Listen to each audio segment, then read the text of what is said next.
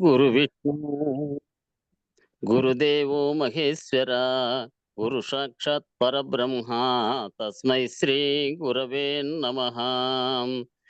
ఓం నమో బ్రహ్మాదిభ్యో బ్రహ్మ విద్యా సంప్రదాయ కర్తృభ్యో వంశ ఋషిభ్యో మహద్భ్యో నమో గురుభ్యః. సర్వోపప్లవరహిత ప్రజ్ఞాన ఘన ప్రత్యగర్ధో బ్రహ్మైవాహమస్మి అహం పదార్థరహితః. గురవే సర్వలోకానాం విషజే భవరోగిణాం నిదయే సర్వ విద్యానాం శ్రీ దక్షిణామూర్తయే నమః. ఓంకారపీఠ సిద్ధాంతం బ్రహ్మ విద్యోపదేశిక శ్రీమన్నారాయణం సూర్యం సద్గురుభ్యో నమో నమః. యాజ్ఞవల్కం చ జనకం సుఖ సాందీపమీశ్వరం కృష్ణమర్జున సంయుక్తం ఉద్ధవం చ నమో నమః. బ్రహ్మానంద యోగీంద్రం రామానంద జ్ఞానేశ్వరః సహజానంద యోగీశ రామావధూత గురుం భజామి. అంబికా శివయోగీంద్రం వేమన యోగి సద్గురుం నిరంజన వెంకయార్య తిరువెంగళ గురుం భజే. శ్రీధర స్వామి యోగీంద్రం శివరామాఖ్య దీక్షితం కంబాలూరి అప్పబ్రహ్మం సద్గురుభ్యో నమో నమః. పరశురామ సీతారామ భాగవత కృష్ణ యోగినః పీల్కాన లక్ష్మణార్య సద్గురుభ్యో నమో నమః. బృహద్వాసిష్ట సిద్ధాంతం పూర్ణబోధోపదేశిక వెంకటేశ్వర యోగేంద్రం సద్గురుభ్యో నమో నమః. ఆత్మానాత్మమతీతమనిశం కేవలాత్మోపదేశిక వేముల రామయార్య యోగేంద్రం సద్గురుభ్యో నమో నమః. ప్రణవాతీతమగమ్యం పరా ప్రకృతిరహితం పరమచలోపదేశిక శ్రీ రాజయాఖ్య గురుం భజే. శ్రీ బ్రహ్మ విద్యా సిద్ధాంతం అచల తత్వోపదేశిక శ్రీ నాగయార్య యోగేంద్రం సద్గురుభ్యో నమో నమః. ద్వయాత్మరహిత సిద్ధాంతం పరమ పురుష ప్రబోధక శ్రీ వివేకానంద సుబ్బయార్య సద్గురుభ్యో నమో నమః. క్షరాక్షరమతీతం చ అచల పూర్ణోపదేశిక శ్రీ పూర్ణానంద పుల్లయార్య సద్గురుభ్యో నమో నమః. అస్మద్గురు సమారంభం కృష్ణ సాందీప మధ్యమం ఓంకార పీఠ పర్యంతం వందే గురు పరంపరం. జై గురు. మాయ సంసారంబు మట్టి దొంతులటంచు మరి నీకు తెలియదా జీవా. కలవారి ఇంటిలో అపురూపమైనట్టి ఆడపడుచున్నదే జీవా. మట్టి దొంతుల విధము మరుగు లేకుండగా వివరించెదను మాయ జీవా. సాంఖ్యమంతయు నీకు చక్కగా వినిపింతు ఎరుకతో నెరుగుము జీవా. తొలి పంచభూతములు నీకు చక్కగా వినిపింతు ఎరుకతో నెరుగుము జీవా. ఆకాశము వాయు అగ్ని జలము పృథ్వీ 5 భూతములాయ జీవా. ఆకాశము 1 2 భాగములయ్యి అందొకటి 4 జీవా. 4 1 వాయువుతో జతగూడి మనసాయమది నుంచు జీవా.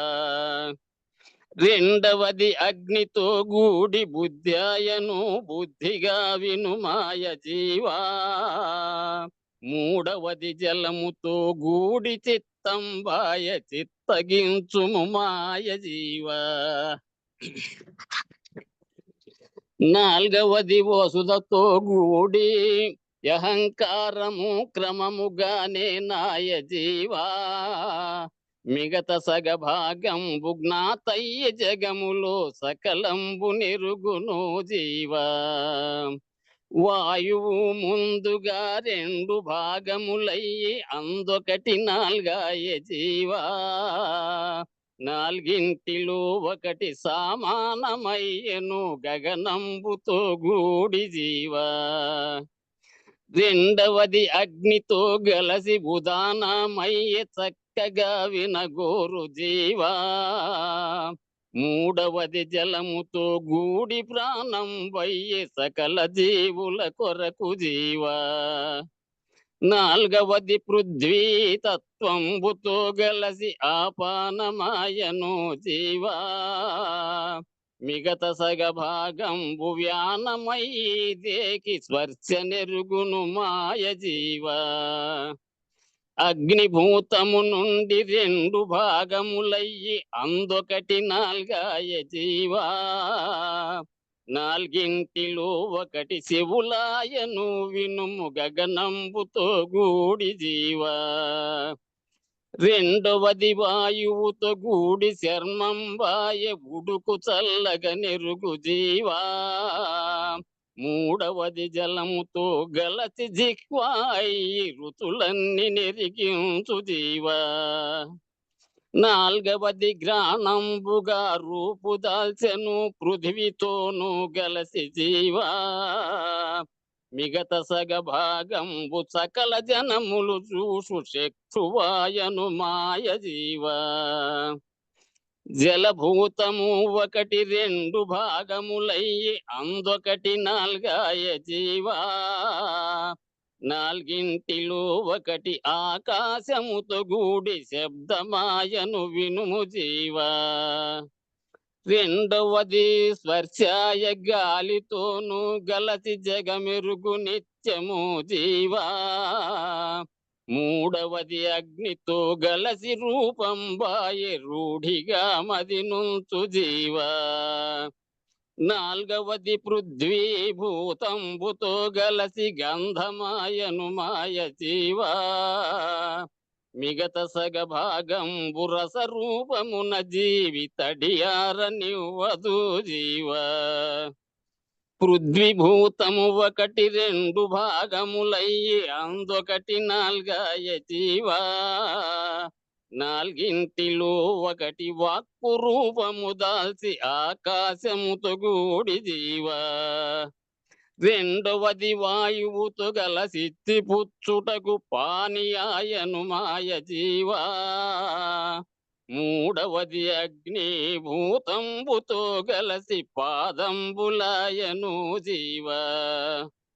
నాల్గవది జలముతో గలసి గుఖ్యంబాయ ఆనందముగ మాయ జీవా. మిగత సగ భాగంబు గుదమాయ తెలుసుకో నీజాంశముగ మాయ జీవా. ఇట్లు 25 తత్వంబులతో గూడి మురికి దేకంబాయ జీవా. ఈ మురికి దేకంబు నవరంధ్రములతో నయముగా ఏర్పడెను జీవా. శ్రీ వెంకటేశ్వరుడు కరుణ చూపి ఈ కృతిని జయించెను జీవా. సదానందుడు సాంఖ్యమంతయు తెలిపి లేనిదని దృఢమాయ జీవా. మాయ సంసారంబు మట్టి దొంతులటంచు మరి నీకు తెలియదా జీవా. కలవారి ఇంటిలో అపురూపమైనట్టి ఆడపడుచున్నదే జీవా. జై సద్గురు ప్రభు మహారాజుకు జై. గురు పరంపరముకు జై. జై గురు. జై గురుదేవ్ జై. మొత్తం పంచీకరణ అంతా ఒక తత్వం వచ్చింది. తత్వం బాగా నేర్చుకొని గుర్తుపెట్టుకుంటే ఈ పంచీకరణలో 5 పంచభూతాత్మకమైనటువంటి తన్మాత్రలుగా ఉండి 2గా మారి ఆ రెండిట్లో మిగతా 4 భూతాలతో ఏర్పడితే ఏమేమి వచ్చినాయని మళ్ళీ అవే ఆ తత్వాలే మళ్ళీ జీవుని దేహంలో కూడా పంచభూతాలతోనూ ఇటు దీంట్లోనూ రెండింటితోనూ పోల్చుకుంటూ చెప్పిండేది నేర్చుకుంటే అందరికీ సులభంగా పంచీకరణ గుర్తుండిపోతుంది. సదానందుడు రాసిండేదంటే పూర్వం సదానందుడు పూజారి వెంకటేశమే. అదే అందుకే ఈ సదానందుడు అంటే ఇప్పుడు ఉన్నాడులే, ఆయన తక్కువ వయసే, ఇంకా మనకి చాలా పిల్లోడు, మనకంటే 40-45 ఏమో. సదానందుడు అని ఆయన ఎన్ను ఫాలో అవుతుంటాడు, ఇప్పుడు తయారు చేసి పెడతాంటాడు. దీంట్లోనే ఉంది మనము పూజ గురుగీత గురుగీతలోనే. పుల్గేట్ బుక్లో అవును. సదానందుడు ఆయన రాశాడు, చాలా తత్వాలు రాశాడు ఆయన. బోధలో ఒక సంవత్సరంలోనే 65 తత్వాలు రాశాడు ఆయన. ఒకసాట తప్పుండే అగ్ని వాయువు అని ఉంది మన బుక్ లో కింద కింద ఆహా. కింద. ఆహా. మార్చుకోవాలి, మ్యూట్ చేసుకుంటే. సరే, జై గురుదేవా. భూమ వివరణ. భూమ అంటే గుర్తు ఎరుగనిది, విననిది, చూడనిది భూమ అని పేరు. దానికి శృతి ప్రమాణం చెప్పారు. శృతి ఎత్ర నాణ్యత్ పశ్యతి నాణ్యశృణోతి నాణ్యద్విజానాతి నభూమ. అదే ఉత్తబట్ట బయలు. ఈ ఉత్తబట్ట బయలు ఏమీ లేదు, ప్రపంచం పుట్టనే లేదు అనేదానికి ఆ శృతి ప్రమాణం చెప్పారు. సర్వమును ఈ ఉత్తబట్ట బయలందు పుట్టినవా లేదా? ఈ సర్వము, ఈ సర్వంగా ఉన్నదంతా కూడా ఈ ఉత్తబట్ట బయలులో పుట్టిందా లేదా? ఈ ఉత్త బట్ట బయలే పరమపురుషుడు. ఈ పరమపురుషుని వలన క్షేత్రగుండు అనే జీవుడు పుట్టనే లేదు, క్షేత్రం అనే శరీరమును లేదు. అంతా పుట్టని చావని బట్టబయలు గనుక భగవానుడు కల్పితుడు. అహంకారంతో పుడతావి, అహంకారంతో లేకపోతాయి. ఈ ఉత్త బట్టబయలుకు శరీరం ఎన్నడూ లేదు కనుక జీవుడు పుట్టనే లేదు. ఈ ఉత్త బట్టబయలులో సర్వము పుట్టిందే లేదా అంటే ఈ ఉత్త బట్టబయలే పరమపురుషుడుగా ఉంది. భగవద్గీతలో చెప్పబడినటువంటి పరమపురుషుడు అనేది ఒకటి ప్రత్యేకంగా చెప్పారే, ఆ పరమపురుషుడు ఉత్తబట్ట బయలే. ఈ పరమపురుషుని వలన క్షేత్రము కానీ క్షేత్రజ్ఞుడు కానీ జీవుడు కానీ పుట్టనే లేదు. క్షేత్రం అనే శరీరము లేదు, క్షేత్రజ్ఞుడు అనే జీవుడు ప్రత్యేకంగా లేడు. అంతా పుట్టని చావని బట్టబయలే గనుక అంతా పుట్టని చావని బట్టబయలే ఉంది. మధ్యలో మూలం లేని గుర్తెరిగే శరీరం అనేది అహంకారం చేత కల్పించబడినది మిగిలిందంతా. కాబట్టి గనుక భగవానుడు కల్పితుడు, కల్పించబడినటువంటి వాడు. అహంకారంతో పుడతాయి, అహంకారంతో లేకపోతాయి. అహంకారంతోనే ఇవి పుడతాయి, అహంకారంతోనే అహంకారం లేకపోతే పోతాయి. ఈ ఉత్త బట్ట బయలుకు శరీరం ఎన్నడూ లేదు. ఈ ఉత్త బట్ట బయలుగా ఉన్నదానికి శరీరమే లేదు. అది సర్వవ్యాప్తమై ఉన్నప్పటికీ దానికి ఏ ఆకార వికారాదులు లేవు, దానికి పరిమాణము లేదు, ఇక్కడి నుంచి ఇక్కడ ఉంది అనేది లేదు. కాబట్టి ములుగొచ్చి సందు లేకుండా సర్వవ్యాప్తమై అదే ఉన్నది, దానికి శరీరము లేదు. కనుక జీవుడు పుట్టనే లేదు. పుట్టినాడని భావించే జీవుడు కలలో మూలం లేకుండా వచ్చినట్టున్న జీవుడే. అహంరహితమైతే జీవుడు లేదు, పుట్టినది లేదు, క్షేత్రము లేదు. ఉన్నది ఒక్కటే ఉన్నదే ఉన్నది. ఈ ప్రభుస్వామి వలన కర్మలు కానీ, కర్తృత్వం కానీ, కర్మఫల సంయోగం కానీ పుట్టనే లేదు. ఈ పరమపురుషుడు అనే ప్రభుస్వామి వలన పుట్టేటువంటి దాని వలన ఏ కర్మలు కానీ, కర్తృత్వం కానీ, కర్మఫల సంయోగం కానీ పుట్టనే లేదు. పాపపుణ్యములు, బంధమోక్షములు పుట్టనే లేదు. ఈ ద్వంద్వములన్నీ కూడాను మూలం లేని గుర్తెరిగే శరీరం వలన సర్వమును పుట్టాయి. ఈ సర్వము పుట్టాయి ఎక్కడి నుంచి పుట్టాయంటే మూలం లేని గుర్తెరిగే శరీరం వల్లనే పుట్టాయి ఇవన్నీ. సర్వమును ఈ గుర్తెరిగే శరీరంతోనే పోతాయి. ఈ సర్వము పోయేది కూడా ఈ గుర్తెరుగుతున్నటువంటి శరీరంతోనే పోతాయి. విచారణకు ఫలమేమి? విచారించినందువల్ల ఫలమేమి విచారణకు అనేది ఒక ప్రశ్న. ఈ శరీరం అందే పుట్టనిది, పుట్టించనిది ఉన్నది. ఆత్మ బ్రహ్మ అనే గుర్తెరిగే చైతన్యాన్ని ఎరుగనిది ఈ శరీరం అందే శరీరం లేక ఉన్నది. ఈ శరీరం అందు కూడా ఆ పుట్టనిది, పుట్టించనిది ఉంది, సర్వవ్యాప్తమై ఉంది. ఇక్కడ లేదు, అక్కడ లేదనేది లేనే లేదు. అచలంగా చెప్పబడిందేమో నిరాకారంగా ఉన్నది కాబట్టి దీనికి ఆకారం ఏమీ లేదు. సాకారంగా పూజించే వాళ్ళేమో వాళ్ళేమో మన భక్త ప్రహ్లాదులు చెప్పినట్టు ఈ స్తంభంలో మీ హరి ఉన్నాడా అంటే ఇందుగలడు అందులేడని సందేహం వలది ఎందెందు వెతికి చూసిన అందందేగలదు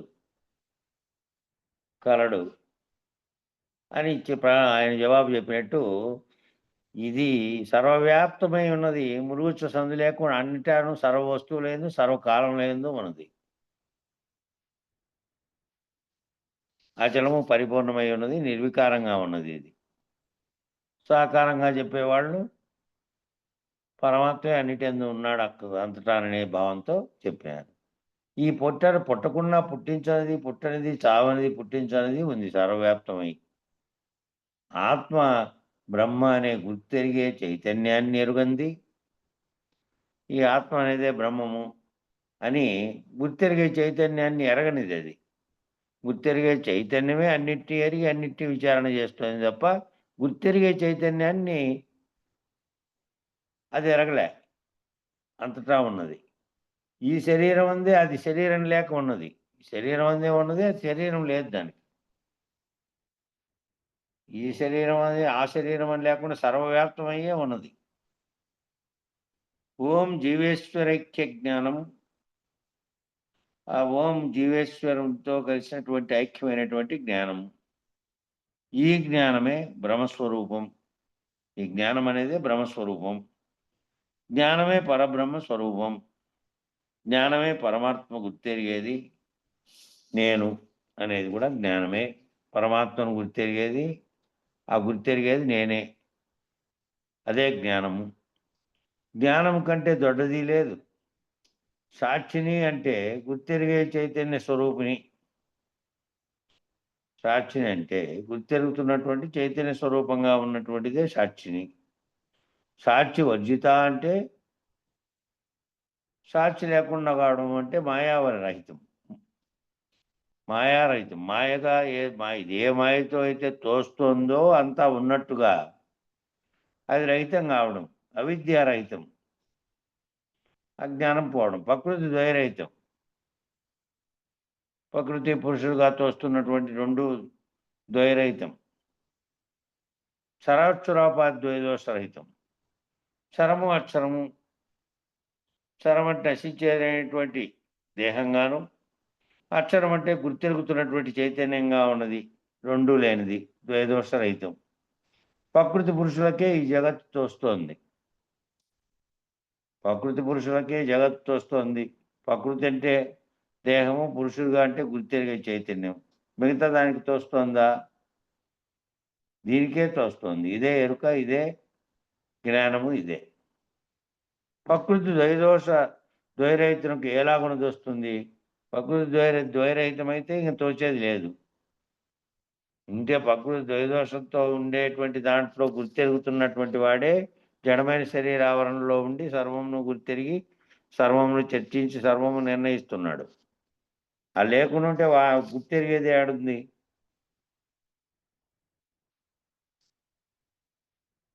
ప్రకృతి ద్వైదోషాతునికి ఎలాగూ తోయదు.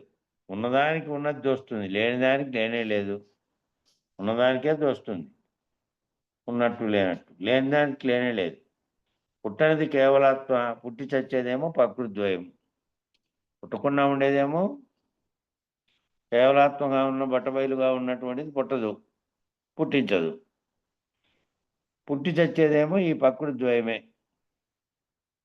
ఒకటేమో జడంగా శరీరంగాను, ఒకటేమో చైతన్యంగా ఉన్నది. ఇదే ప్రకృతి ద్వయమే పుట్టేది చచ్చేది.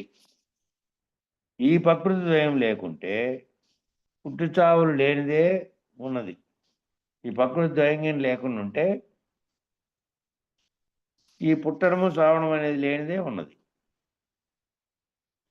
ఎప్పుడు కూడా ఆ పుట్టని చావనేది ఉన్నది. ఈ ద్వయం కనుక లేకుండా ఉంటే, ఇది ద్వైరహితం అయితే ఎప్పుడూ పుట్టని చావని లేకుండా ఉన్నటువంటిది సర్వవ్యాప్తమైనది అదే ఉంది. రెండు ఉన్నవని చెప్తే సత్యద్వయం అవుతుంది. రెండు ఉన్నాయి అని చెప్తే రెండు సత్యాలైతే సత్యద్వయం అవుతుంది. రెండూ ఉన్నవని చెప్పరాదు. లేనిది ఎప్పుడూ లేదు, ఉన్నది ఎప్పుడూ లేకపోలేదు. ఎప్పుడూ లేనిదేమో ఎప్పుడూ లేదు. కేవలం తోచబడినటువంటి కళ. తోచబడినటువంటి లేనెరుక. తోచబడినటువంటి లేనెరుకలోనే అన్నిటిని విచారించి లేనిది లేకుండా పోతే ఉన్నదేమో ఉన్నది. లేనిది ఎప్పుడూ లేదు, ఉన్నది ఎప్పుడూ లేకపోలేదు. అనగా చేతజ్ఞులు లేకపోతే, చేతము చేతజ్ఞుడు లేకపోతే, ఆ ద్వయము రహితమైతే ఉన్నది ఎప్పుడు కేవలాత్మే ఉన్నది. విచారానికి ఇదే ఫలం. విచారణ అంతా చేసిన దానికి ఎరగాల్సింది, ఆఖరిలో నిర్ణయం కావాల్సింది ఇదే. క్షేత్రము క్షేత్రజ్ఞుడు ఇద్దరూ లేరు. ఉన్నది ఒక్కటే ఉన్నది. విచారానికి ఫలమంతా ఆ ఒక్కటే ఉన్నదానిని, ఉన్నది ఎట్లాగో ఉన్నది, లేనిది అనేది ఏదైతే తోస్తున్నదో ఉన్నట్టుగా దాన్ని రహితపరచుకోవడానికే విచారణ అంతా. అదంతా విచారానికి ఫలం అంతా ఏమిటి ఆఖరిలో అంటే అదే. ప్రకృతి ద్వైదోషరహితమే అనుభవము.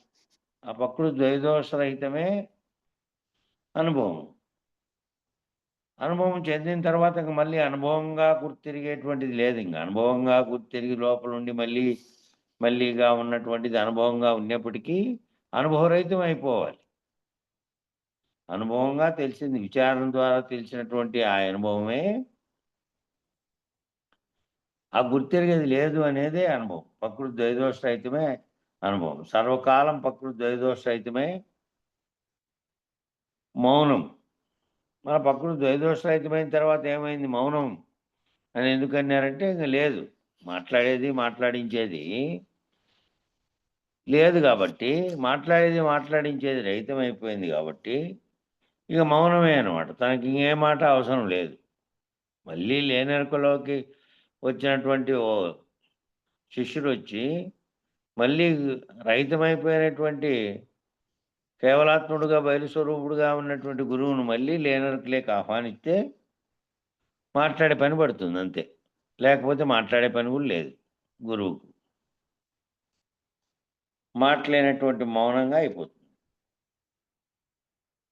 ప్రకృతి ద్వైదోషరహితమే మౌనం. మౌనంగా ఉండడం అంటే ప్రకృతి ద్వైదోషం రహితం చేస్తే ఏ స్థితి ఉందో అది. సర్వధర్మాన్ పరిత్యజ్య మామేకం శరణం వ్రజ అహం త్వా సర్వశాపేభ్యో మోక్షయిష్యామి మానుజ. ఇది ఇంతకుముందే ఒకసారి వచ్చింది భగవద్గీతలో చెప్పన్నటువంటి. సమస్తమైనటువంటి ధర్మాధర్మములు కలిగిన ఎరుకను సమూలంగా విడిచిపెట్టిన వాడవై అన్నిటికంటే ముఖ్యమైన నన్ను శరణు పొందును. నేను సమస్త బంధముల నుంచి విడిపించగలవాడను. లేకుండా అయిపోతానని దుఃఖపడద్దు. ఈ సర్వధర్మాల నుంచి నేను విడిపించేస్తా అని చెప్పినటువంటి వాక్యం అది. సమస్తమైనటువంటి ధర్మాధర్మములు కలిగినటువంటి ఎరుకనే ఇవన్నీ విచారణ చేస్తుంది. ఈ అన్నిటినీ దీనివల్లనే తెలియబడుతున్నాయి. మూలం లేకనే అది గుర్తెరుగుతూ వచ్చింది. దాంతోనే సర్వ విచారణ చేసి అదే లేనిదని తెలుసుకుంటే ఆ ఉన్నది ఏదైతే ఉన్నదో దాన్ని మాత్రమే దానికే శరణు వేడితే ఆ శరణు ఏదాన్ని శరణు వేడుతున్నామో అది మాత్రమే ఉన్నది తప్ప మరేమీ లేదు అని గనక తెలియబడితే సమస్త బంధముల నుంచి విడిపించేది ఏదిగా బయలు స్వరూపాన్ని గుర్తిరిగి ఎరుక లేనిదైతే ఈ తెలియబడేవాడు తెలిసినవాడు సర్వబంధములు పోయినాయి కాబట్టి సమస్త బంధములకు కారణమైనది గుర్తెరిగేదే కాబట్టి అది పోయిన తర్వాత ఇంకేముంది? ఏమీ లేదు. కాబట్టి విడిపించగలిగి దీనివల్ల దుఃఖపడాల్సిన పని ఏమీ లేదు. దుఃఖానికి సుఖానికి సర్వమునకు కారణమైనదే కాబట్టి పోతున్నది. అది పోతే ఎల్లప్పుడూ ఏకంగా ఉన్నటువంటి ఎల్లప్పుడూ ఎట్టి పరిణామ వికారం లేనటువంటిదే ఉన్నది సర్వవ్యాప్తమై. కాబట్టి అది లేకుండా అయిపోతే చాలు. అది లేకుండా అయిపోతే దుఃఖపడాల్సిన పని లేదు. దుఃఖము సుఖం రెండూ లేకుండా అయిపోతాయి కాబట్టి గుర్తెరిగేది లేకుండా పోతే చాలు. కొందరు సస్తే ఏమీ లేదని అంటారు. అది నిజమేనా? గురుమేల్కనగా ఏమి? ఎన్ని శరీరములు గలవు? కొంతమంది సస్తే ఏమీ లేదు అని అంటారు. అది నిజమేనా? గురుమేల్కనగా ఏమి? ఎన్ని శరీరాలు గలవు? గురుమేల్కంటే ఏమి? ఈ శరీరాలు ఎన్ని గలవు అనేది ప్రశ్న వేశాడు. ఎప్పుడు చస్తానా? గురువు ఎప్పుడు విచారిస్తే అప్పుడే. ఎప్పుడు విచారించి తెలుసుకుంటావో అప్పుడే. ఏది చేస్తావు? నేననేది గుర్తెరిగే శరీరం గుర్తెరిగేది లేదని చేస్తే మిగతా భావించకుండా ఉండే జడంగా ఉండే శరీరం కాదు. ఏది గుర్తెరుగుతోందో అది విచారించి అది అప్పుడే చేస్తే, ఎప్పుడు విచారిస్తే అప్పుడే చేస్తావు. శరీరం చచ్చినప్పుడు కాదు. ఇది ముందుగా ఎప్పుడైతే ఏది సంకల్పిస్తోందో, ఏది విచారిస్తోందో, ఏది మూలం లేకనే గుర్తెరుగుతోందో, ఏది ఈ సర్వ జగత్తుకు కారణమై ఉన్నదో, ఏది ఈ గుర్తు అనేటువంటి దానితో సర్వమును కల్పించి విచారణ చేస్తోందో అది లేనెరుక. అది ఎప్పుడు చేస్తే అప్పుడే లేదు.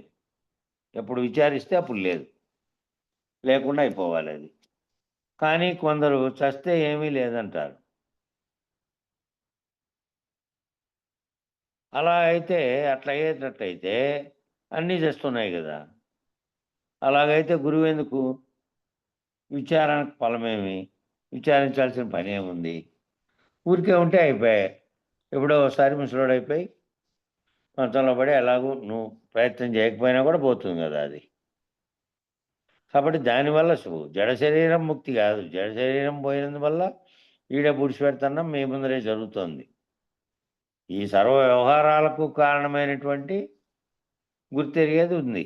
ఆ గుర్తెరిగేది విచారణ ద్వారా, గురువు ద్వారా నువ్వు శరీరం గుర్తెరిగేది ఉండి, దాంతోనే అన్నిటినీ తెలుసుకోగలిగినటువంటి వయసుతో సహా ఉన్నప్పుడే, ఆ గుర్తెరిగేదాన్ని పోగొట్టుకోగలిగినటువంటి స్థితిలో నువ్వు ఉండాలి. అప్పుడు గుర్తెరిగేది పోతే, ఆ గుర్తుతో వచ్చిందే ఈ సర్వము కాబట్టి అది పోయింది. అదే కారణమవుతోంది. అదే బీజంగా ఉంది. అదే పునరుత్పత్తికి హేతు అవుతోంది. అది పోగొట్టుకోవాలి. ఇది కాదు. మూలం లేని గుర్తెరిగే శరీరం ఉన్నంతసేపు కలే. మూలం లేని గుర్తెరుగుతున్నదే అది. ఏదైతే ఈ విచారణనంతటినీ చేస్తుందో అదే తనకు ఏమీ లేకపోయినప్పటికీ మూలం, తాను వాంఛించకపోయినప్పటికీ ఒక కల వస్తుంది. నిద్రలో కల ఏ విధంగా తనకు కోరకపోయినా వచ్చినట్టే ఈ కలంతా కూడా వస్తుంది. ఈ కలంతా వచ్చిన దాన్ని కలను ఎంతసేపు ఉంటుందంటే గుర్తెరిగేది ఉన్నంతసేపు కలే ఉంటుంది. వ్యవహారం చేస్తున్నది కలే, విచారిస్తున్నది కలే, వ్యవహరిస్తున్నది కలే, తిన్నది, ఉన్నది, పోతున్నది, చేస్తున్నది, వ్యవహారం అంతా కూడాను కలే. అప్పుడేమో కలలో వచ్చినాయి అనేకమైనటువంటి శరీరాలు, వ్యవహారాలన్నీ. మేల్కొని చూస్తే శరీరాలు లేవు, వ్యవహారాలు లేవు. అట్లా ఈ గుర్తెరిగేది ఉన్నంతసేపు కలే జరుగుతుంటుంది.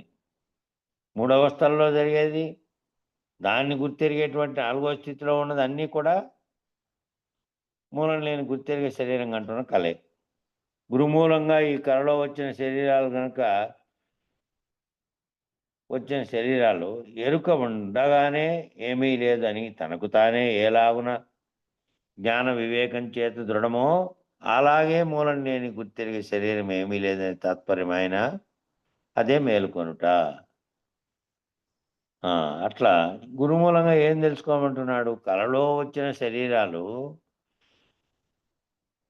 కలలు మేల్కొంటే ఏ విధంగా కలలో శరీరాలు లేవో అట్లా ఈ నిజంగా ఉన్నట్టుగా తోస్తున్నటువంటి శరీరాలు కూడా ఈ శరీరాలు మూలం లేకుండానే వచ్చి గుర్తెరుగుతున్నాయే సర్వమును. ఈ శరీరాలు కూడా ఎరుక ఉండగానే, ఎరుక పైనుంచి నువ్వు ఏ విచారణ చేయలేవు. శరీరం పైనుంచి ఆ గుర్తెరిగి ఏదైతే దేన్ని గుర్తెరగాలో అది గుర్తెరిగేది లేకుండా అయిపోతుంది. అట్లా ఎరుక ఉండగానే ఏమీ లేదు అని తనకు తానే ఏలాగు జ్ఞాన వివేకం చే దృఢము. తెలుసుకోవాల్సింది కూడా ఆ ఎరుకే. ఎరుక ఉండగానే ఆ ఎరుక చేతనే అది తనకు తానే ఏ విధంగా ఏలాగు జ్ఞానం చేత వివేకం చేత భ్రాంతులని తొలగడం చేత ఈ విచారణ చేసుకుంటూ పోయినందువల్ల దృఢమైన చేత. ఎప్పుడు దృఢము? ఒక్క రోజులో, ఒక్క పూటలో, ఒక్క మాటలో కాదు. ఇంత విచారణ అంతా దానికే. తనకు తానే ఏలాగున జ్ఞాన వివేకం చేత దృఢమో అలాగే మూలం లేని గుర్తెరిగే శరీరం ఏమీ లేదని తాత్పర్యమైందనుకో, అదే మేల్కొనుట. విచారానికి ఫలమంతా కూడా మేల్కొనడము. ఏ మేల్కొనడము? నిద్రలోంచి మేల్కొనడము. కల లేదని తెలియసట్టుగానే జాగ్రత్తలో జరుగుతున్నటువంటి కళ కూడా లేనిదేనని, మూలం లేని గుర్తెరిగే శరీరం ఉన్నంత కాలము ఈ కళ అట్లే ఉంటుందని, ఈ ఎరుక ఉన్నట్టుగానే దాన్ని జ్ఞానం చేత వివేకం చేత భ్రాంతులు విడవడమే జ్ఞానాన్ని పొందడము, వివేకాన్ని పొందడము. దాని చేత దృఢమయ్యి గురువాక్యం చేత కనుక తాను మూలం లేని గుర్తెరిగే శరీరం ఏమీ లేదని తాత్పర్యంగానైతే అదే మేల్కొనుట. ఇంతేగాని ఒక్కటైనా అవస్థ లేదు. అవస్థలన్నీ ఇది గుర్తెరిగేది ఉన్నటువంటిదే, గుర్తెరుగుతున్నటువంటిది కల్పించినదే అవస్థలు. ఆ అవస్థ ఒక్కటైనా ప్రత్యేకంగా లేదు ఇంకా, అది గుర్తెరిగితే. స్వప్నావస్థ గురుడు మేలు కొలిపితే అదే జాగ్రత్త. జాగ్రత్తలో జరుగుతున్నది కూడా స్వప్నావస్థ. నిద్రలో జరుగుతున్న స్వప్నంలో కనే కలనే నువ్వే పోగొట్టుకుంటున్నావు. లేస్తానే అది ఏమీ లేదని నీకే గుర్తెరుగుతుంది. ఈ జాగ్రత్త అనే కలప గనక ఈ కళ ఏదైతే ఉందో స్వప్నావస్థ జాగ్రత్తలో కూడా జరుగుతున్నటువంటిది. మూడవస్థలుగా తెలిసేదన్నీ ఏమీ లేవు. అన్ని వ్యవస్థలు లేని లేవు. ఏవైతే మూడవస్థలుగా గుర్తించబడుతోందో మూలం లేనిది, ఆ స్వప్నావస్థను గురుడు మేలుకొల్పితే అదే జాగ్రత్త. గురుడు గనక స్వప్నంలోంచి మేలుకొల్పితే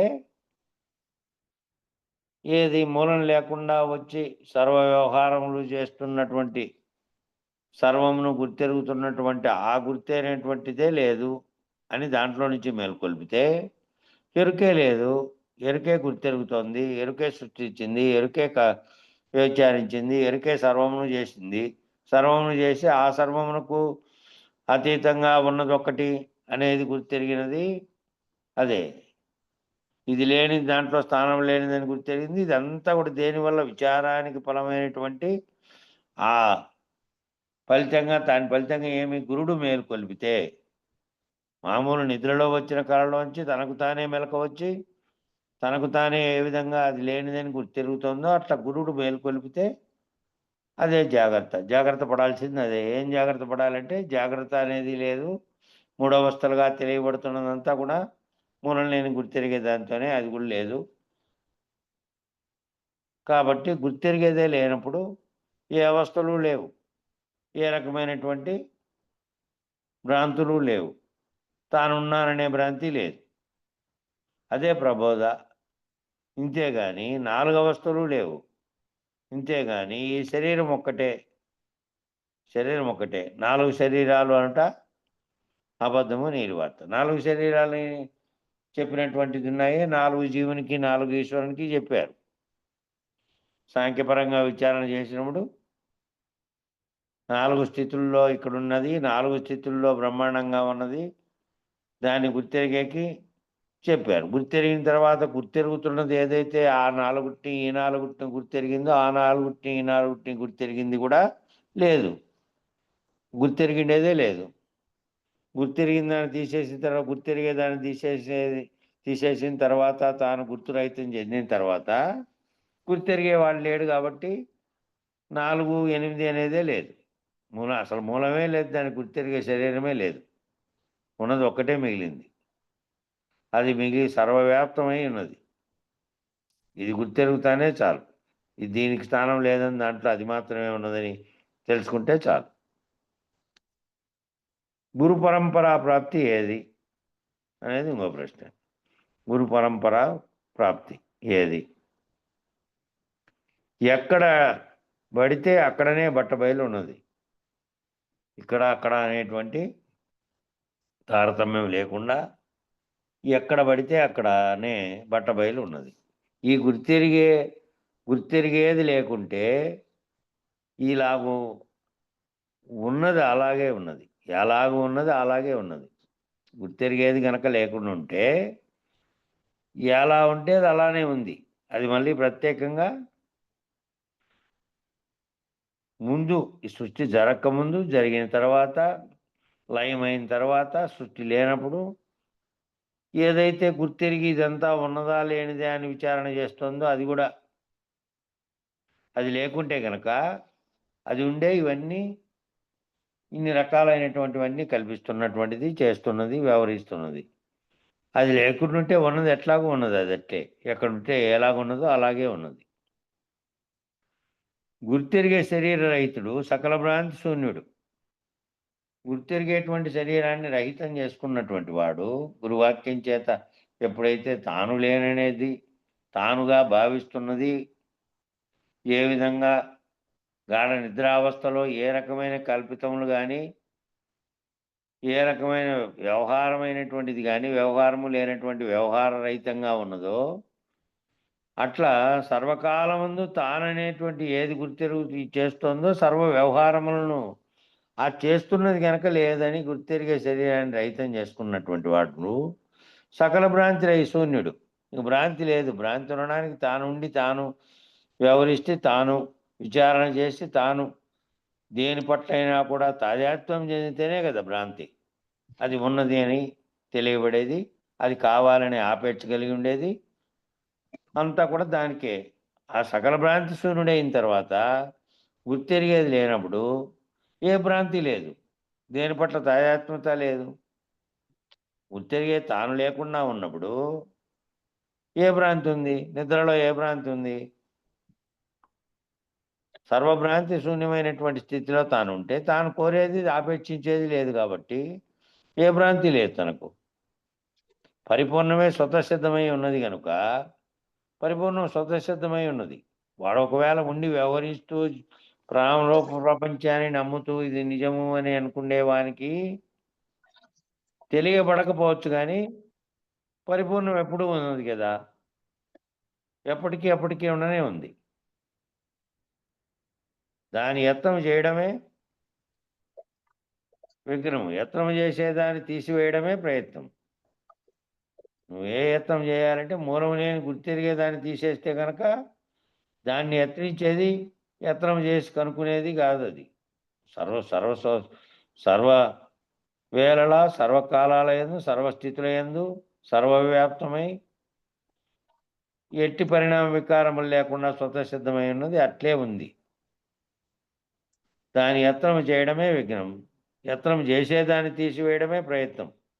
ఏది యత్నం చేసి ఏది కనుక్కుంటుందో, ఏది గుర్తెరుగుతుందో, ఏది విచారణ చేస్తోందో, ఏది ఈ మూలం లేని దాన్ని కనుక్కొని ఏదైతే ఇది దీనికి మూలం లేదని గుర్తెరుగుతోందో దాన్ని లేకుండా చేసుకుంటే దాన్నేమి ప్రయత్నించే పని లేకుండా దాన్ని గుర్తెరగడానికి ప్రయత్నం ఏమీ లేదు. అది గుర్తెరగబడేది కాదు. మహాగుహ్యమైనది గురువాక్యం చేత అది లేనిది ఎలాగో భావన చెందేది అంతే. అది మహాగుహ్యము, మహారహస్యము. ఇంతకంటే ఎక్కువ గురువాక్యం లేదని పరంపరా ప్రాప్తి అయినది. ఇదే గురు పరంపరా ప్రాప్తి. ఆ గురు పరంపరా ప్రాప్తి ఏది? ఆ గురువు చేత ఏ గురువునైతే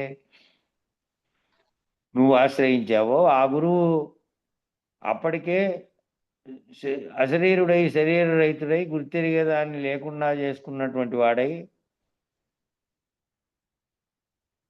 ఉన్నటువంటి వాడిని లేనెరుకలేకి నువ్వు ప్రశ్నించడం ద్వారా నీకు తెలియజెప్పడం ద్వారా వచ్చినటువంటి ఆ గురువు చెప్పినదే ఆ గురువు బోధిస్తూ 3 వంతులుగా ఉండి ఇంతకుముందు మనం చదువుకున్నటువంటి ఆ గ్రంథంలో మొన్న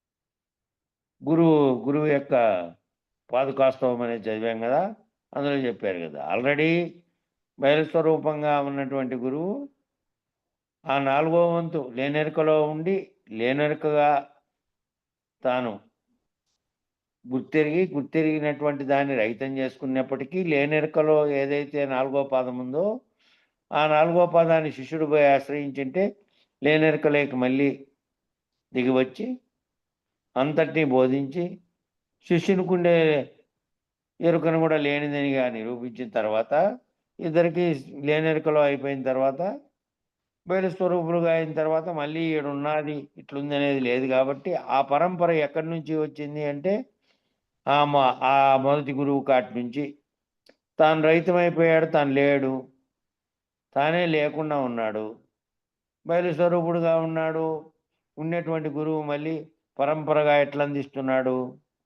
ఆశ్రయించిన వారికి మళ్ళీ ఆ స్థితిని దాన్ని తెలియజెప్పడం కోసం, ముక్తిని చేయడం కోసం మళ్ళీ లేనర్కులకు వచ్చి బోధిస్తూ అట్లాగే శరీరాన్ని సాలించినప్పటికీ అనేక మంది పరంపరలో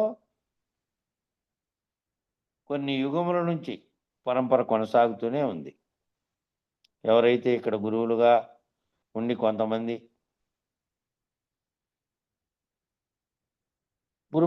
గురుస్థానాన్ని పొంది వారి గురువు చేత అట్టి స్థానం ఇవ్వబడి గురువులైనారో వాళ్ళు మళ్ళీ ఆ 4వ పాదమైనటువంటి లేనెరుకలో ఉండి ఆశ్రయించిన శిష్యులకు గుర్తురహితం చేయడానికే, గుర్తెరిగేదాన్ని తొలగించడానికే ఆ 4వ పాదంలో ఉన్నారు లేనెరుకలో. ఇదంతా ఈ ఒక్కటే కానీ ఈ తెలుసుకునేటువంటి ఈ గురు పరంపర అంతా కూడా మహాగుహ్యమైనది, మహారహస్యమైనది. అది గురువు చేత మాత్రమే బోధింపబడి తెలియబడేది, గుర్తెరగబడేది. గుర్తెరగబడేది మహాగుహ్యమైనదే. గుర్తెరిగిన తర్వాత లేనిది అది లేదు, గుర్తెరిగేది లేదు. ఆ గుర్తెరిగే రహితం చేసినటువంటి గురువు ఆల్రెడీ లేడు. నిన్ను గుర్తెరిగే రహితం చేయడానికే, నీ గుర్తు రహితం చేయడానికే 4వ పాదంలో ఉన్నాడు ఆయన. కాబట్టి ఈ పరంపర అంతా కొనసాగడానికి కారణమైనది ఏది అంటే ఆ 4వ పాదంగా ఉన్నదే లేనెరుకలో ఉండి నిన్ను తరింపజేసి నిన్ను గుర్తురహితం చేయడానికి ఉన్నదే అది. కాబట్టి అది గురు పరంపరా ప్రాప్తిగా వచ్చింది. అది దీన్ని లేదని చెప్పే గురువు కావాలి. ఇది లేదని చెప్పేటువంటి గురువే కావాలి కానీ భ్రాంతి లేకపోవలే, సర్వకాలం పరిపూర్ణమే ఉన్నదనేది గుర్తెరగవలే. భ్రాంతి లేకుండా పోయేది, ఇది లేనిది ఏదైతే గుర్తెరుగుతున్నదో మూలం లేకుండా వచ్చి అది లేనిదని చెప్పే గురువే కావాలి. భ్రాంతి లేకుండా పోయేదే కావాలి. సర్వకాలము ఉన్నటువంటి దాన్ని తెలుసుకోగలిగేదే కావాలి. సర్వకాలము ఏదైతే ఉన్నదో అది సర్వకాలము ఉన్నది. అది నువ్వున్నా, నువ్వు లేకపోయినా, నువ్వు విచారించినా, విచారించకపోయినప్పటికీ ఎప్పటికీ ఉన్నది. విచారించేవాడేమో విచారించి గుర్తెరుగుతున్నదే కారణంగా ఉన్నది అన్నిటికీనని గుర్తురహితం చేసుకున్నాడో వాడు బీజరహితుడై లేకుండా పోతున్నాడు.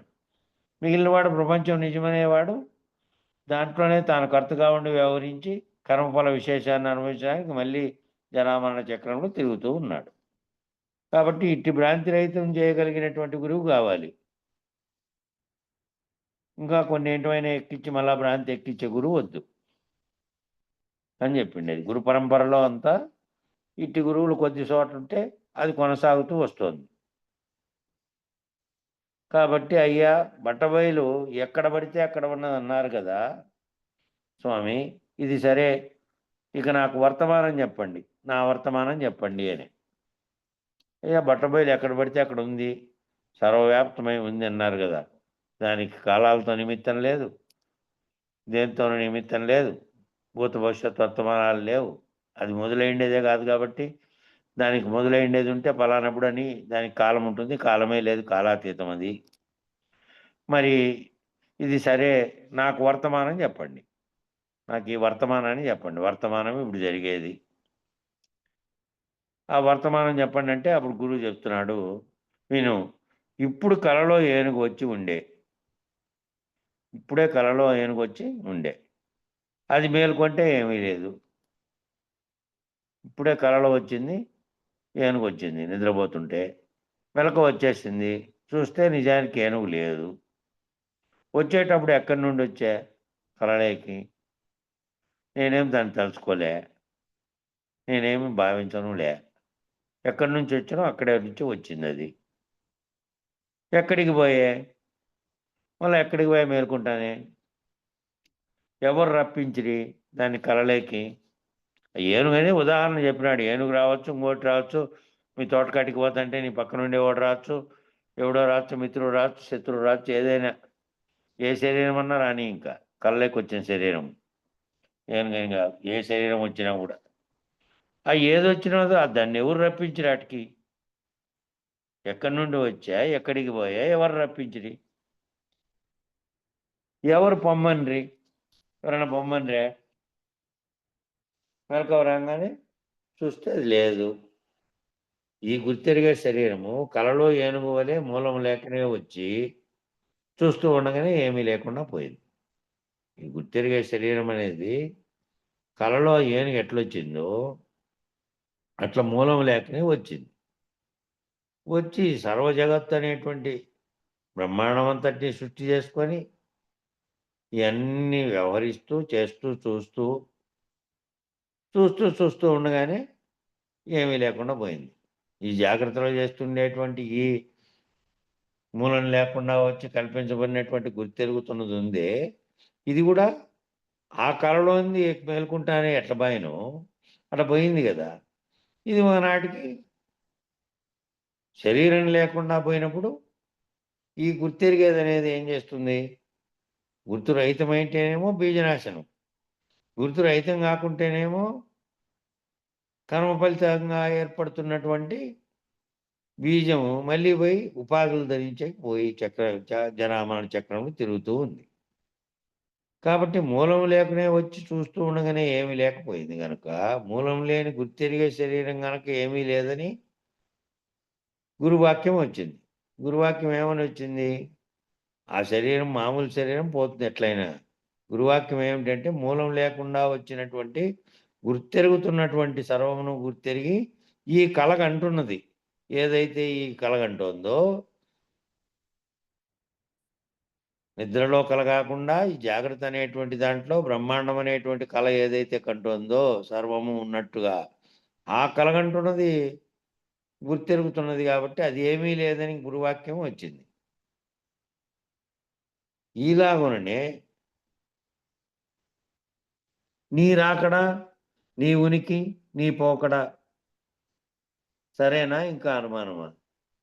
మూలం లేనిది ఏ విధంగా కళను కల్పించుకొని కళలో అనేకమైనటువంటి వాటిని చూసిందో, కళ మేల్కొంటే అవి లేనివని తెలుసుకుందో, అట్లాగే గురువాక్యం చేత కనుక మేల్కొంటే మూలం లేకనే వచ్చి కంటున్న బ్రహ్మాండమైన కళంతా కరిగిపోతుంది. అదే విధంగా నీ రాకడా, నీ ఉనికి, నీ పోకడా ఎవరో మ్యూట్ చేసుకోండప్ప, మధ్యలో ఈ నీ రాకడా, నీ పోకడా మరియు నీ ఉనికి. ఉనికేది నేనున్నాననే ఉనికి, అహం. తర్వాత నీ రాకడా, పోకడా. ఇదంతా కూడా ఆ మూలం లేని గుర్తెరిగేది నిద్రలోంచి మేల్కొన్నది ఏ విధంగా లేనిది కళ వంటిది అని గుర్తెరిగావో, కళలో వచ్చినవేనని అవి శరీరాలన్నీ గుర్తెరిగిలేవో, అదేవిధంగా గురువాక్యం చేత గుర్తెరిగితే ఈ గుర్తెరిగేదే ఏమీ లేదని కనుక తెలియబడితే నీ రాకడా లేదు, నీ పోకడా లేదు, నీ ఉనికి లేదు. ఉనికే లేదు ఇంక నీకు. ఉనికి ఎక్కడి నుంచి వచ్చింది? నేననే ఆయన చేత వచ్చింది. అదే గుర్తెరుగుతున్నది. అది పోయిన తర్వాత ఇంక లేదు. ఆ విధంగా మేలుకొంటే నేను వ్యవహరిస్తున్నటువంటి బ్రహ్మాండం అనే కళలో నా ఉనికి, నా రాకడా, నా పోకడా, నేను చేస్తున్నటువంటి సర్వచర్యలు లేదు అని గురువాక్యం చేత గుర్తెరిగితే అవి లేవు. ఇంకా అనుమానమా? అట్లా గుర్తెరిగితే చాలు, ఇంకేం అనుమానం? శిష్యుడు అడుగుతున్నాడు, స్వామి నాకు చాలు, ఏమీ అడిగేటందుకు శరీరం యావత్తు లేకపోయింది. అటువంటి వారు ఈలాగుంటారు అని సంశయం వస్తుంది. ఎలాగుంటారు అని సంశయం వస్తుంది. స్వామి నాకు చాలింగా, నాకైతే అయితే ఏమి అడిగేటందుకు కూడా ఈ శరీరం యావత్తు లేకుండా అయిపోయింది.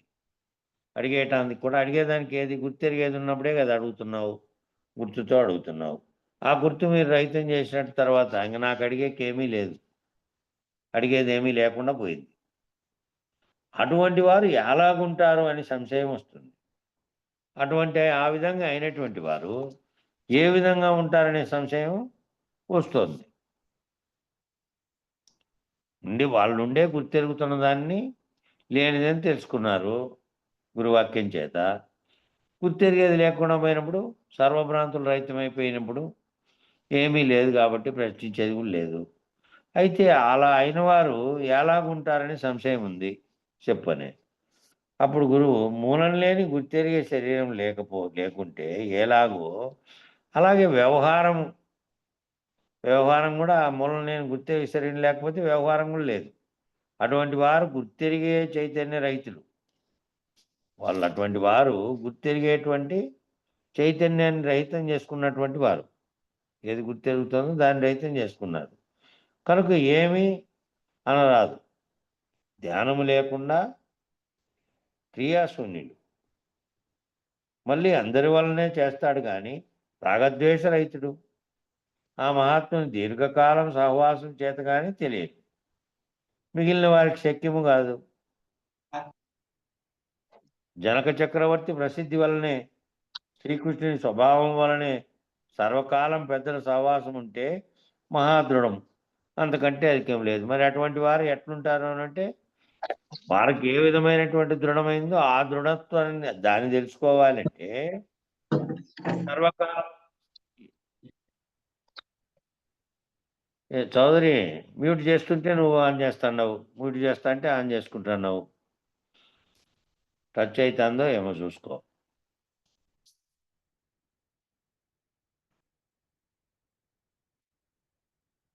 కాబట్టి ఈ ఎట్లుంటారు వాళ్ళు అనేది కదా ప్రశ్న వేసింది. ఇప్పుడు వాళ్ళు మూలం లేని గుర్తెరిగే శరీరం లేదు అని గురువాక్యం చేతి చదువుకూర్చి వాళ్ళ వ్యవహారం ఎట్లా ఉంటుందంటే, అటువంటి వారు గుర్తెరిగే చైతన్య రహితులు. గుర్తెరిగే చైతన్యము లేకుండా ఉంటుంది, రహితమై ఉంటారు. కాబట్టి ఏమీ అనరాదు, ఏమి అనే కూడా ఏమీ లేదు. ధ్యానం లేకుండా క్రియాశీనుడు. ధ్యానం ప్రత్యేకంగా ఏమీ చేయకపోయినప్పటికీ వాళ్ళకు ఆ గుర్తు ఏదైతే గుర్తెరుగుతున్నటువంటి సర్వమును కల్పిస్తున్నటువంటిది లేనిదని వాళ్ళకు గురువాక్యం చేత గుర్తుపడినటువంటి వారై అశరీరులై ఉన్నారు కాబట్టి క్రియాశూన్యులు. ఏది ప్రత్యేకంగా తలంపు చేత చేయరు. తలంచి చేసినవన్నీ తాను చేయాలనే భావంతో చేసినవి కాబట్టి, తాను కర్తగా ఉండి చేస్తేనేమో కర్మలు ఉన్నాయి కాబట్టి కర్తృత్వం లేనటువంటి స్థితిలో ఉంటారు. ఏది చేయరు, క్రియాశూన్యంగా ఉంటారు. మళ్ళీ అందరి వల్లనే చేస్తారు. అందరిలాగే వ్యవహారమేమో అందరిలాగే ఉంది. ఆకలికి అన్నం తినడము, శరీరానికి సంబంధించినటువంటి వ్యవహారాలు చేయడం ఇవన్నీ. కానీ రాగద్వేష రహితుడు. అందరి వల్లనే చేస్తుంటే మనం అందరి వల్లనే ఉండేటట్టయితే మళ్ళీ భేదాలను కలిగినటువంటి వాడయి ఉంటే, ద్వంద్వాలని తనలో పెట్టుకున్నటువంటి వాడైతే అప్పుడు రాగద్వేషాలకు ఉంటాయి. రాగద్వేషాలు ఉండేవాడు అశరీరుడైనటువంటి వాడు కాలేడు. ఈ రాగద్వేషములు అనేటి ద్వంద్వములు ఈ రకమైనటువంటి భావనారహిత స్థితి కదా. అశరీరుడుగా ఉన్నటువంటి వారికి క్రియాశూన్యంగా ఉండి అందరిలాగా చూడడానికి వ్యవహరిస్తున్నప్పటికీ కూడా మిగిలిన వాళ్ళలాగే తన భావనలో తాను రాగద్వేష రహితుడుగా ఉంటాడు. ఒకదాని పట్ల చేయడానికి అపేక్షగాను, ఇష్టంగాను, దాంతో తాదాత్మ్యం చెందడము, ఇంకో దాని పట్ల వ్యతిరేకతగా ఉండడము, ఇలాంటివన్నీ ఏమీ లేకుండా రెండింటి పట్ల ఒకే రకంగా వ్యవహరించే స్థితిలో ఉంటాడు. కాబట్టి ఆ మహాత్ముని దీర్ఘకాలం సహవాసం చేత కానీ తెలియదు. దీర్ఘకాలం సహవాసం చేసేవాడైతే వాడు గుర్తెరుగుతాడు. ఈ మహాత్ముడు నాలాగే భోజనం టయానికి భోజనం తిని బాత్రూమ్ పోయి స్నానానికి పోయి వ్యవహారం చేసి నాలాగే అన్ని పనులు చేసుకుంటూ ఉన్నప్పటికీ ఏమి లేదు, దేని పట్ల ఏమి లేకుండా వ్యవహరిస్తున్నాడంటే ఆపేక్షరహితుడై, రాగద్వేషము లేకుండా ఉన్నటువంటి వాడై, సర్వసమత్వాన్ని సాధించినటువంటి వాడై, సర్వ వ్యవహారములు జరుగుతున్న వాటిని ఏకదృష్టితో ఏకత్వంగా చూడగలిగినటువంటి వాడై ఉన్నాడు అనే విషయం గమనించాలంటే ఊరికే ఇట్లా చూస్తానే గమనించేది కాదు అది.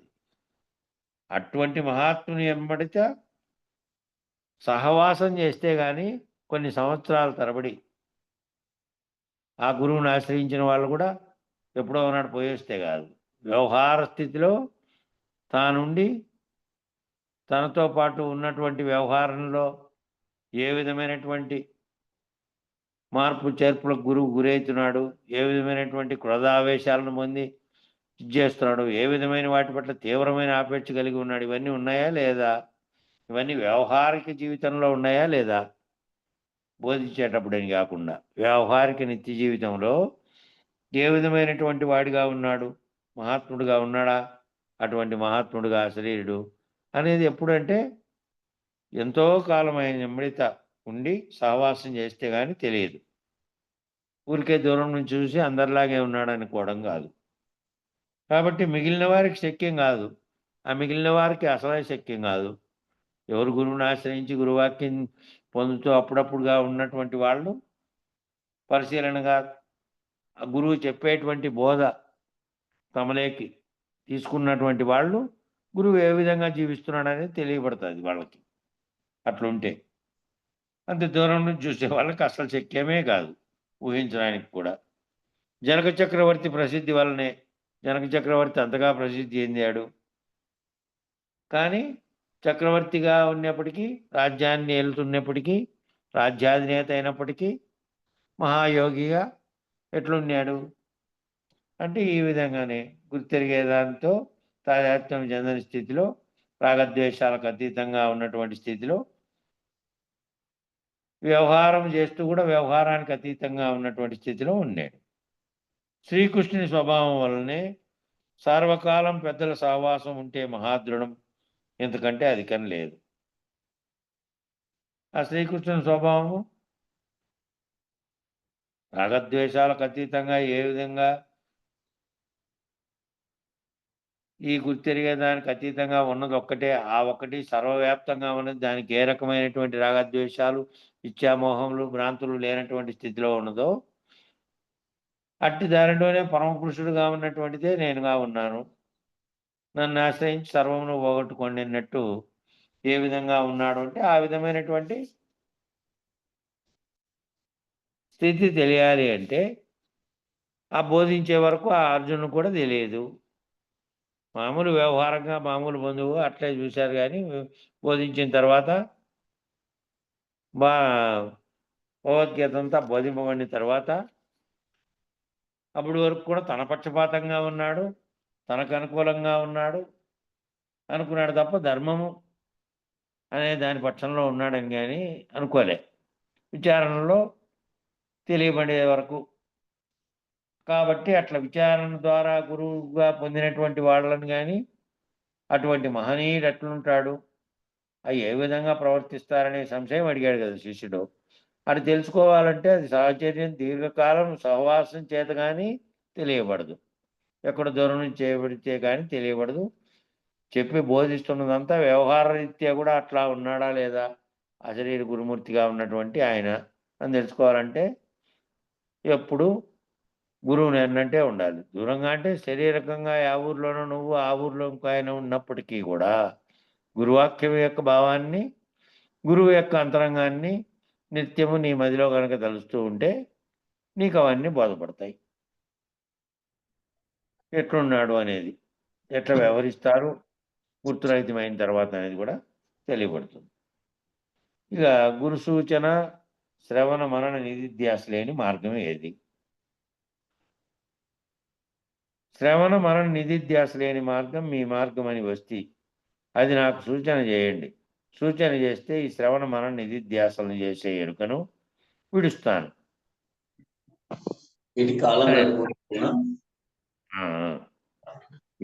ఒకటే పేర ఒకటి చెప్తాండంలే, మొత్తం కింద చాలా సేపు పడుతుంది కాబట్టి వీటికి ముగిస్తాం. కాబట్టి శిష్యుడు అడిగాడు, శ్రవణ మరణ నిధిధ్యాస లేని మార్గం మీ మార్గం అని వస్తే నేను అది నాకు సూచన చేయండి. సూచన చేస్తే ఈ శ్రవణ మరణ నిధిధ్యాసలను చేస్తున్నటువంటి ఎరుకను విడుస్తాను అని. అట్లయితే నీవేమి నువ్వేమిటివి అట్లయితేను అంటే నేను ఆ మూలం నేను గుర్తెరిగే శరీరాన్ని అని చెప్పి జవాబు. నిజానికి మనం ఎప్పటికీ ఆ మూలం లేని గుర్తెరిగే శరీరాన్ని నేను గుర్తెరి గుర్తెరుగుతున్నది ఏదైతే నాలో ఉందో అదే నేను. ఈ శరీరంగా కనపడుతున్నటువంటి భౌతికంగా కనపడుతున్నటువంటి ఈ శరీరానికి అనేక అవయవాలతో కూడినటువంటి నామరూపాత్మకంగా కనపడేది కాదని గుర్తించబడిన స్థితిలోకి ఉన్నాడు ఆల్రెడీ శిష్యుడు అప్పటికే. ఏదైతే గుర్తెరుగుతున్నదో అది నేను అని. కాబట్టి ఇంక ఆ గుర్తెరుగుతున్న దాన్ని రహితం చేసుకునేవానికి అప్పటికి ఇంక అవసరం లే. అంతకుముందు ఆ గుర్తెరిగేతున్న చైతన్యాన్ని నేనని తెలుసుకోవడానికే ఈ మొదటి నుంచి మొదలుపెట్టిన శ్రవణ మనన నిధిధ్యాసలు అనేటివి చెప్పవండి. అవి లేని మార్గం మీదని చెప్తే అంటే అది లేకుండా చేస్తున్నది, లేకుండా చేస్తుంది, లేకుండా చేయాలి అని అంటే ముందు గుర్తెరిగే శరీరాన్ని నేనని గుర్తెరిగేదాకా అంతకుముందు శ్రవణం చేసావు, మననము చేసావు. గురువాక్యాన్ని శ్రవణం చేసి మళ్ళా నువ్వు మననం చేసింటే కదా గురువాక్యం నిత్యము నిద్ర వచ్చే వరకు నీవు చచ్చే వరకు మదిలో నిలబడిపోతాండేది. దాని శ్రవణం మననం 2 చేయకుండా ఉంటే అది కూడా గురువాక్యాన్ని మర్చిపోయే స్థితిలో నువ్వు ఉందువు. కాబట్టి ఎప్పుడు శ్రవణ మనన నిధిధ్యాసలు లేని మార్గము అంటే అంత విచారణ అనంతరము నీవు లేకుండా ఏదైతే నువ్వు భావిస్తూ శ్రవణము, మననము నిధిధ్యాసలుగా పెట్టుకొని నీకు మూలం లేని గుర్తెరిగే దాంతో చేస్తున్నావో గుర్తెరిగేది పోకుండా అవుతుంది కాబట్టి లేకుండా అవుతుంది కాబట్టి ఇంక అప్పుడు లేదు. అప్పుడు లేనటువంటి బోధ అవుతుంది అప్పటికి. ఆ స్థితి పొందేవానికి లేనటువంటిది అవుతుంది. అప్పటి వరకునేమో ఈ శ్రవణ మనన నిధిధ్యాసలు అన్నీ చేసే దాన్ని మనం నిలబెట్టుకుండే స్థితిలోకి పొందుతున్నాం. కాబట్టి అక్కడికి పోయిన తర్వాత ఇంక అవసరం లేదు. అక్కడి వరకు అయితే అది ఉంది. ఇంగా మూలం లేని గుర్తెరిగే శరీరాన్ని నేను నామరూపాత్మకంగా ఉండే పేరుతో పిలువబడుతున్నటువంటి ఈ ఆకారాన్ని కాదు. దీంట్లో ఉంది ఒకటి. అది సర్వవ్యాప్తమైనటువంటి అఖండ ఎరుక కూడా అదే అని దాన్ని పోగొట్టుకునే స్థితి దాకా వచ్చిన తర్వాత లేదు ఇంకప్పుడు. అప్పుడు శ్రవణం, మననం, నిధిధ్యాస లేదు. అప్పుడు దేని వరకు అంటే దాన్ని పోగొట్టుకునే కొరకే పెట్టుకున్నాం అది. శ్రవణము, మననం, నిధిధ్యాస. కాబట్టి దాన్ని విచారణ అంతా రేపు చేద్దాం. ఇంక టైం దాటిపోయింది కాబట్టి మళ్ళీ అక్కడి నుంచి నేను మొదలు పెడితే సరిపోతుంది. మంగళం. జై గురు. స్థిరమగు మీ పదవిని సుస్థిరముగా సంస్థాపనం భుజేసి జనులకు పరిపూర్ణ బోధ ప్రకటపరచిన మరి శివరామార్యులకు మంగళమనరే. ఆర్యులకిప్పుడు మంగళమనరే. పొంగుచు సిద్ధాంత పూర్ణులయ్యరుకాను భంగపరచిన గురు పారంపర్యులకు మంగళమనరే. తత్పీఠమునకు మంగళమనరే. నిరతము జగములు మీరియు మరుపును ఎరుకయును లేక మాయయు లేకన్ పరిపూర్ణులైనట్టి గురునకు మరి మరి విశ్రాంతి చెంది మంగళమనరే. నిత్యము శుభ మంగళమనరే. అంగాలింగములకు అతీత మగు మాయా సంగారహిత గురు సభకు అధ్యక్షులకు మంగళమనరే. నిత్యము శుభ మంగళమనరే. మరియును పీఠస్థులకును పరమతత్వ విచారులకును నిరతము వేదాంత సభలో నిలకడైన సాధుజనులకు హారతిదిగో మంగళ హారతిదిగో. సద్గురుమూర్తుల హారతిదిగో మంగళ హారతిదిగో. మంగళం గురుదేవాయ మహనీయ గుణాత్మనే సర్వలోక శరణ్యాయ సాధురూపాయ మంగళం. జై సద్గురు ప్రభు మహారాజుకు జై. శ్రీ పూర్ణానంద పుల్లయార్య సద్గురు ప్రభు మహారాజుకు జై. శ్రీ వివేకానంద బండారు సుబ్బయార్య సద్గురు ప్రభు మహారాజుకు జై. గురు పరంపరముకు జై. గురు భక్త మండలికి జై. జై గురు.